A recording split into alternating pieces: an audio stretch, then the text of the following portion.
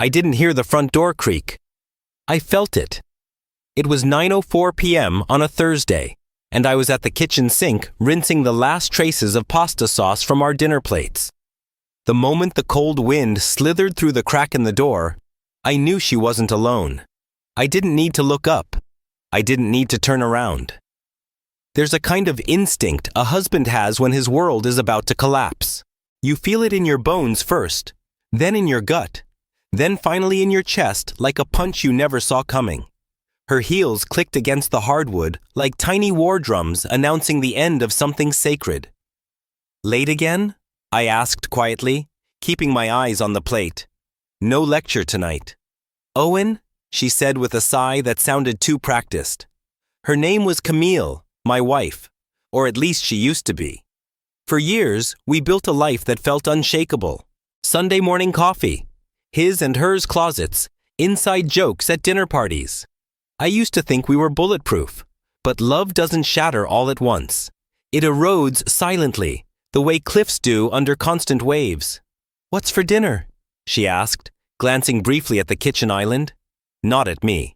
"I already ate," I said flatly. "You missed it again."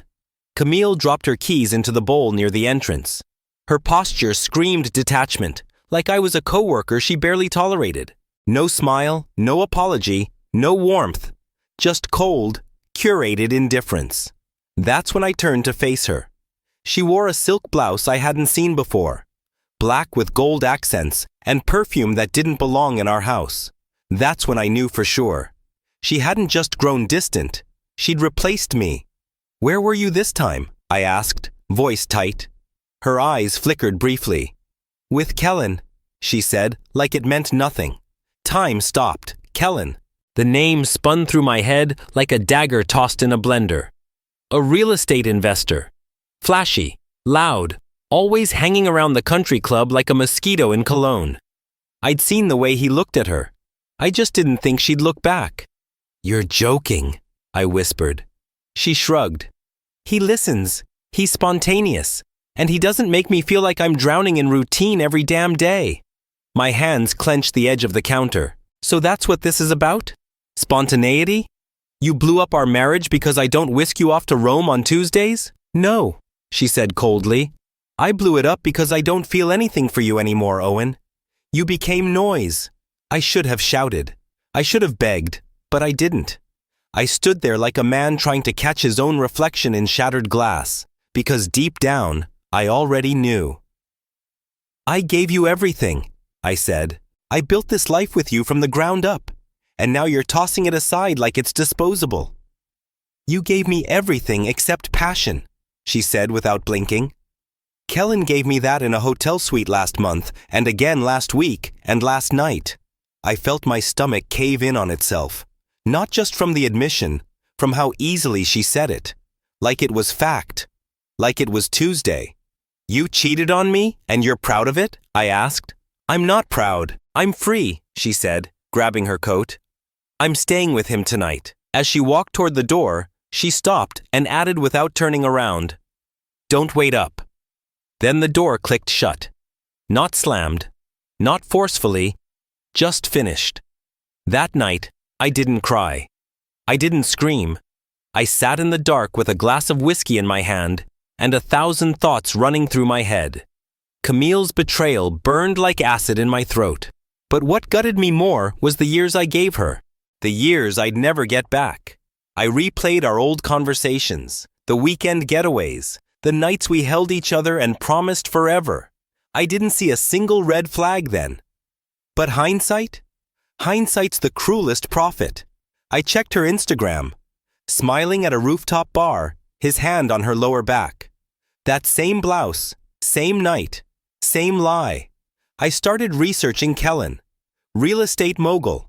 Several LLCs under his name, charity galas, investment flips, all glitz, no roots. But me, I work in digital security. I know how to dismantle people from the inside. Quietly. Thoroughly. And I wasn't going to scream. I wasn't going to confront.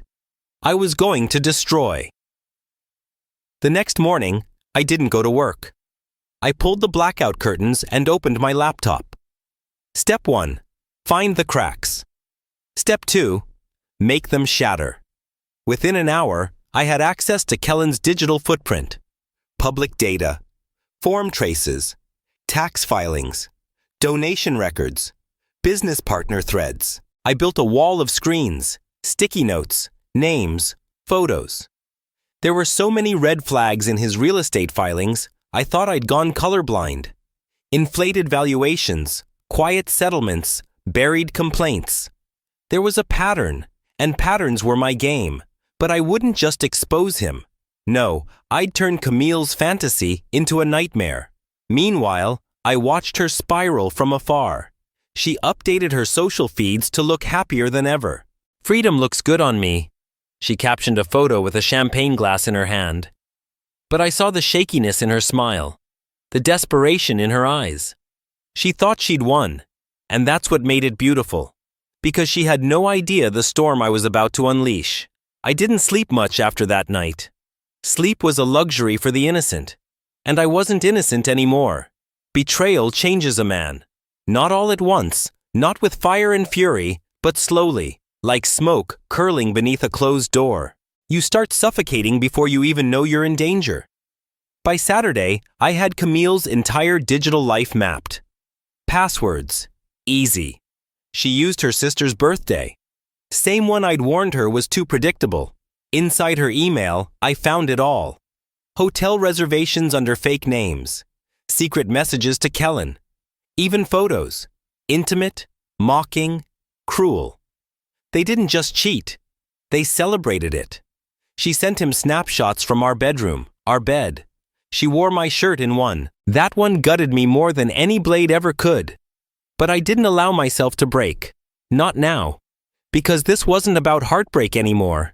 This was about justice. Kellen's world was made of mirrors and illusions. On the surface, glamorous. Beneath, cracks deep enough to drown in. I started with the easiest lever, the properties. 5 homes listed under shell companies. Most used for short-term luxury rentals. One stood out, a penthouse on Laurel Ridge Drive. Photos of it matched the background in a few of Camille's secret selfies. I found the security feeds within hours. Publicly exposed, sloppily secured. There she was. Camille wearing that same black and gold blouse, swaying on Kellen's balcony with a glass of wine in one hand and her phone in the other. Texting someone. Probably him. Maybe mocking me. I watched that video 36 times. I memorized the timestamp. I tracked her GPS that night. Everything aligned. That was the night she told me she was working late. That was the night she stopped being my wife and started being my enemy. I initiated my second phase quietly. I posed as an interested investor and reached out to Kellen through one of his websites, scheduled a call with his team, listened, took notes. Every lie he sold, I archived. 1 week later, I leaked the security footage of Camille and Kellen on that balcony to an anonymous gossip blog run by a friend from college. He owed me a favor. The headline the next day: Top real estate mogul, Kellen Frost caught in extramarital affair with former CEO's wife. He wasn't married, of course, but Camille had worked with a startup briefly as CEO before she met me. Her departure was hush-hush. Her name still carried weight, and gossip didn't care about technicalities. Camille called me that morning. I ignored it. She called again and again. Voicemail, texts. Did you do this? Owen, we need to talk. I can't believe you'd stoop this low. Low? I hadn't even started. Camille's social media transformed overnight from filtered elegance to radio silence. Kellen's brand took a hit too. Comments exploded.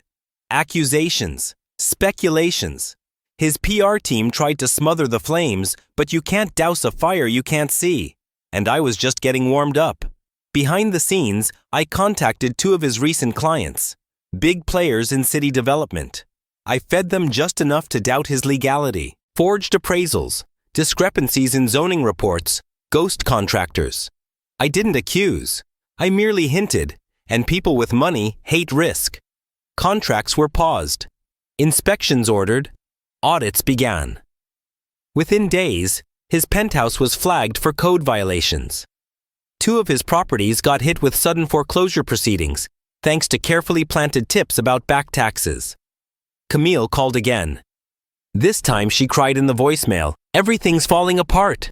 You did this, didn't you? You're punishing me." I listened twice, then deleted it. No, I wasn't punishing her. I was showing her what consequences felt like. At night, I thought about the old days. The way she'd laugh when she saw something dumb on TV. The way she'd grip my hand too tight during flights. I remembered her tearful vows at our wedding. All of it now stained. I used to think I wasn't enough, that maybe I failed her. But the more I saw her unravel, the more I realized it was never about me lacking something. It was about her needing more than one life could ever give. Meanwhile, I started my third phase, dismantling her from the inside. I submitted a tip to her old employer about the misuse of confidential data. Info she had shared with Kellen to sweeten a property deal. I had proof. Screenshots, metadata. They launched an internal inquiry. Camille's reference profile erased. Her name removed from previous leadership pages. She didn't just lose her present, she lost her past. Then I hit the finances. She'd relied on our joint investments heavily. I moved all my shares, restructured accounts, and placed a hold on the house finance deal she'd initiated with Kellen as her co-signer. Bank denied it. Credit rating dipped. She couldn't even rent a car under her name. She texted me again. "I never wanted to hurt you like this. Can we please talk?" The time for talking passed the night she decided her desire was more important than our vows. Camille tried to get Kellen to fix things, but his world was crumbling faster than hers. The city had placed a lien on 3 of his properties. His phone line had been disconnected. Rumors were spreading that he'd fled the country. I knew better. He hadn't fled. He'd been detained for tax fraud. I tipped off the feds myself. Then came the silence. No calls, no texts, just nothing. And in that silence, I found peace. It didn't happen all at once, but piece by piece, the anger faded. The heartbreak dulled, and I realized something powerful. She had left me to feel alive, and I had rebuilt myself from that fire. The days bled together after Kellen's arrest. News broke across digital tabloids, and whispers echoed through the marble halls of every elite property conference in the city. Did you hear what happened to Kellen Frost? Feds froze his accounts. They say someone tipped them off. His empire vanished overnight. Makes you wonder who was pulling strings. I wasn't pulling strings. I was cutting them, one by one, until the whole show collapsed. Camille had vanished from social media altogether. The woman who once flaunted every brunch, boutique, and business class flight had gone silent. No curated smiles, no champagne selfies, no cryptic captions. Just digital ghosting, but I wasn't done yet. By then, I had access to her cloud storage. Photos, videos, voice notes she never deleted. I listened to one in particular on repeat. It was recorded the week before she left me. She giggled while whispering into her phone. "He doesn't suspect a thing. I told Owen I had a client meeting tonight. God, he's so predictable. Anyway, I'm at Kel's. The wine is perfect. The view is perfect. And I swear this man knows how to touch me the way Owen never could." She ended the message with a moan and laughter.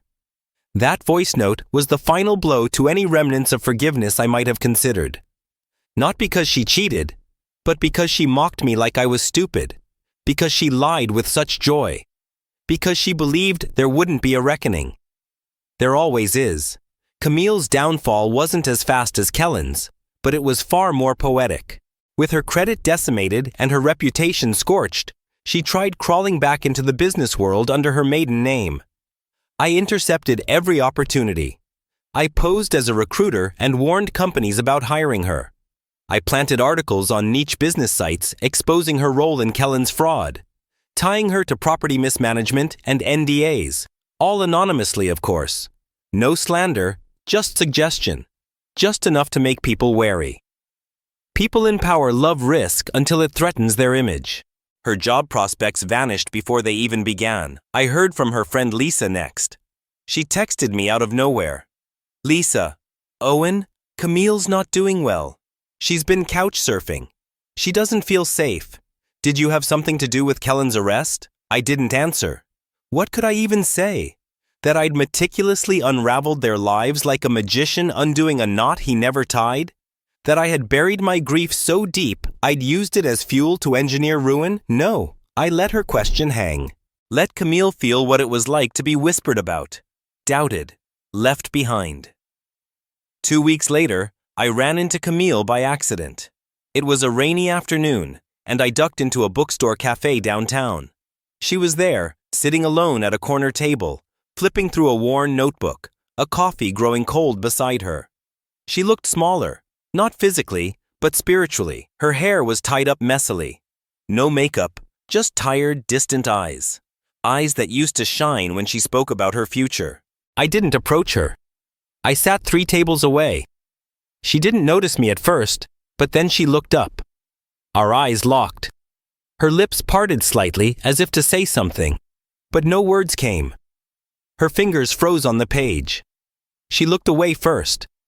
I rose to leave, but before I reached the door, I heard her whisper, soft, desperate, "Owen."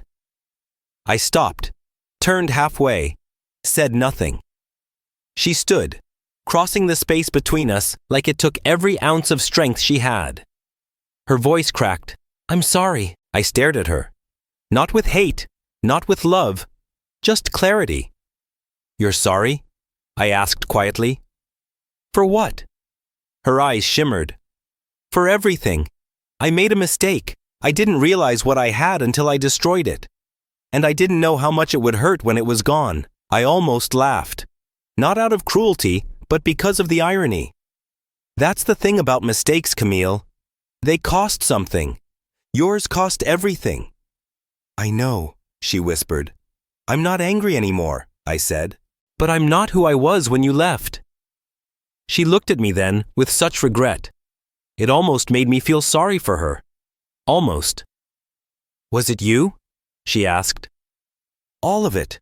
The audits, the shutdowns, the arrests, Kellen?" I looked her dead in the eyes and smiled. "Some storms just happen, Camille. Maybe you should have checked the weather before you burned everything down." Then I left. That night, I drove to a small cabin I'd rented by the lake. No cell service, just firewood, silence, and clean air. I stood on the porch, hands in my pockets, watching the water ripple under the moonlight. I had thought revenge would feel like triumph, but it didn't. It felt like closure. It felt like standing over the ruins of something sacred, knowing I hadn't just burned it to the ground. I had rebuilt myself from the ashes. Camille and Kellen, they had tried to erase me. But I hadn't disappeared. I had evolved. And from now on, I wasn't looking back. Months passed. Enough time for wounds to scab, but not fully heal. Enough distance to dull the sting, but not erase it. I moved out of the house Camille and I once shared. I sold the property furnished and untouched, as though it were a museum of betrayal. I bought a smaller place. Modern, clean, quiet. No echoes of shared memories. Just space. Space for healing. Space for breathing. I didn't date. I didn't party. I didn't distract. I rebuilt. Every morning I woke at 6, brewed my own coffee, and walked for 2 miles. I read again. Not just emails and reports, but actual books. Fiction. Philosophy. Biographies. I reconnected with my brother. Took my mother out for dinner. Got to know my neighbors. I started therapy. Just once a week. Not because I was broken, because I was tired of pretending I wasn't. And for the first time in years, I felt still. Not empty, not angry, just calm. But closure isn't something you find. It's something you create. Camille reached out again. This time through a handwritten letter I found in my mailbox. No return address, folded perfectly like she used to do with napkins at restaurants. "Dear Owen, if you're reading this, thank you for not throwing it away. I don't expect forgiveness, and I don't expect you to respond. I just want you to know the truth. I never left you because I didn't love you. I left because I didn't know how to love myself anymore. You were kind. You were consistent. You were everything I thought I wanted. And that terrified me. I kept searching for chaos, not realizing I had peace in front of me. Kellen was a distraction, one that cost me everything. You didn't deserve what I did.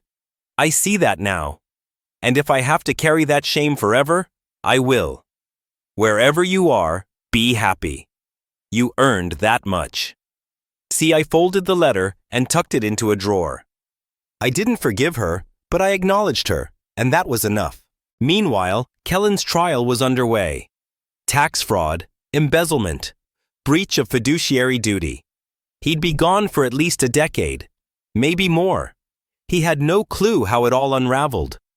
No clue who orchestrated his fall. And that was my favorite part. I hadn't just destroyed a man. I'd built a myth, one he'd never outrun.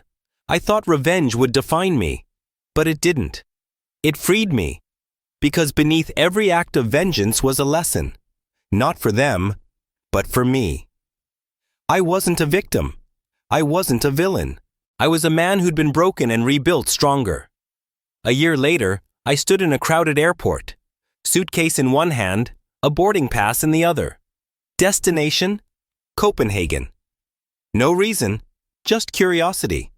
Travel had once been a dream Camille and I shared, but we always postponed. Life, work, fear. Now I had no excuses, no one to hold back for, just me in the world. At the Terminal Cafe, a woman approached. Early 30s, brunette, freckled cheeks, and a shy smile. "Is this seat taken?" she asked. I glanced at the empty chair. "Nope," I replied, motioning for her to sit. We didn't talk at first, just sipped coffee side by side, listening to the hum of boarding announcements and rolling luggage. Then she said, "You look like someone who survived something." I looked at her. She wasn't flirting. She was observing. And she was right. "I have," I said. "But I'm still here." She nodded. "Me too." We talked until the gate called her flight. She stood, smiled again, and said, "I hope the rest of your life is gentler than the beginning." And then she was gone. That night, as the plane cut through clouds, I stared out the window and thought of the man I used to be. The husband who ignored warning signs. The husband who stayed quiet while his marriage crumbled. The man who thought love was enough. That man was gone. And what replaced him was someone sharper, wiser. Not hardened, but awakened. Camille's final message came 6 months later. An email. Subject: Thank you. I just want to say thank you. Not for what you did, but for not becoming the monster I feared you'd become. You could have ruined me completely, but you gave me just enough pain to find myself again. And I'm trying. I'm really trying. I didn't reply. Not because I hated her, but because I had nothing left to say. My revenge had never been about destruction. It was about reclaiming the pieces of myself they tried to erase. It was about becoming someone I could respect when I looked in the mirror again. Camille and Kellen, they were storms. But I was the silence that followed.